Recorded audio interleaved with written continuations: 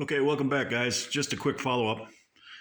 I finally I finished the two axe restos that I've been after for the last 3 days or so. Here is the Girl Scout camp axe, and it's completed. That plum, that awesome plum, and you can see that I really did. All I did was let's see if I get it in the light here. All I did was try to preserve the original finish that was on there, and if you look close, I don't know if that focuses, but that's wrinkle paint. I just thought it was cracked and old. And does that focus? You look at that. It's wrinkle paint. In the research, I didn't find anything about wrinkle paint, but that is definitely. I looked at this under magnification, and that's not cracked. That looks like it's cracked and scratched, but I mean, this is 80 years old or better. Yeah, it's wrinkle paint. This handle, I ordered a handle for this from Beaver Tooth handles, and unbeknownst to me at the time, I didn't know that they took so long, and they are notorious for it. Well, it's been over 3 weeks. I've been waiting, and I thought, the hell with it. I went up in my stash and looked at my collection, and I remembered that I had an old Winchester. It was a baby Winchester. It was like a hand axe. It was like a pound, maybe, on a humid day. But it was on this handle, and if it didn't look ridiculous, I don't know what did. But I just wanted the Winchester head.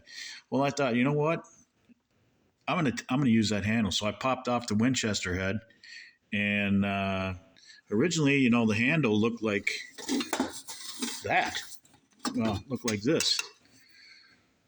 That's what this looked like. So I stripped it down, and this is the completed product. And I think it looks great. Now the stripe is semi-historically correct. Black and white pictures in catalogs that are 80, 70 years old, 80 years old, and their vague descriptions intermittently, year in, year out, sometimes 2, 3 years went in between the catalog entries. Their descriptions left a lot to be desired. So I kind of interpreted it. One picture in the catalog had what looked like a shadow of a painted stripe on the end, and then the other ones didn't. The descriptions would describe the small hatchets having being painted green. Some didn't. I thought, well, I got to include something in here that shows the Girl Scouts of America, because the logo that's stamped on this thing. I mean, the axe was obviously green, right? And I did find historical evidence that the Girl Scout trefoil, or the clover leaf, was inlaid with gold. So I took those ideas and I came up with that myself, and I painted it as such. What do you think? Just to in honor of those kids. I thought it was pretty cool. So that's the Girl Scout one. That's going back to its owner, and his second one, his little True Temper. I finished that, and this was another interpretation. This is painted black. I don't know if you can see it, but this is my version of True Temper's rustless black, they called it, and that was their answer to the chemical axe. Now, I don't know if it was chemically treated back then. There's a lot of speculation that the axes were just painted. I don't know. So I heated it up, and I enameled it, and then I sprayed a little clear coat on it to give it a 2-coat protection. Well, it's not shiny now because it's got axe wax on it. And then I went ahead and highlighted the True Temper 2 line as best I could, just to give it a little pop and a little, distinction between the two colors, and so you could see the stamp. It looks pretty cool. And then and again, I had ordered a handle for this thing from Beaver Tooth, and I don't know, it hasn't even left their company yet, so the hell with it. I ordered this from Hoffman, and this is one of their grade 3s. And this thing is just awesome. It was only $8. Are you kidding me? These are their grade 3 practice handles. And it's awesome. I haven't trimmed down, the butt or the heel yet. The grain orientation on this thing is crazy. And I saw what they circled and determined it was a class 3 practice handle. You can't see it now; it's on the tongue. There was a small chip under there, and I don't think this is hickory, guys. I think this is canary.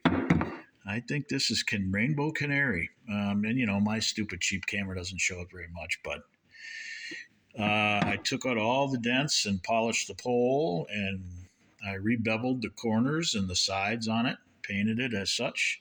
And again, it's not shiny; it's dull looking because it's got a nice coat of a free complimentary little tin of axe wax that I give the guy. That'll go with it. I wedged it with a nice piece of black walnut, and the wedge came. I'm very happy with the lock. There's some more wax. I got to get that out of there. Otherwise, my OCD is gonna not let me sleep tonight. And again, this thing was so sharp. All I did, I took a file to it very quickly, raised the burr, and then knocked the burr off. I stropped it, and then this was just me watching TV and polishing. That's all, just to give it some contrast along with the Flint Edge contrast. And that's not paint; that's with a China marker and a razor blade. So that's an old school trick. A lot of guys do it on their old surplus guns, on their sights and their serial numbers, and that's what I did there. The stamp isn't 100%, all the way through. As you can see, the F on the flint, it's really, really shallow. I tried to get some China wax in there, and well, that's as far as I got. But you get the idea, I think. Yeah, I like it. And I just put some wax on, and I'm going to take that knob down, probably give it I don't know yet. I don't know what I'm going to do. And these two are done and going back to the owner for a restoration. I'm pretty happy. What do you guys think? All right, be good. Don't work too hard tomorrow. See ya.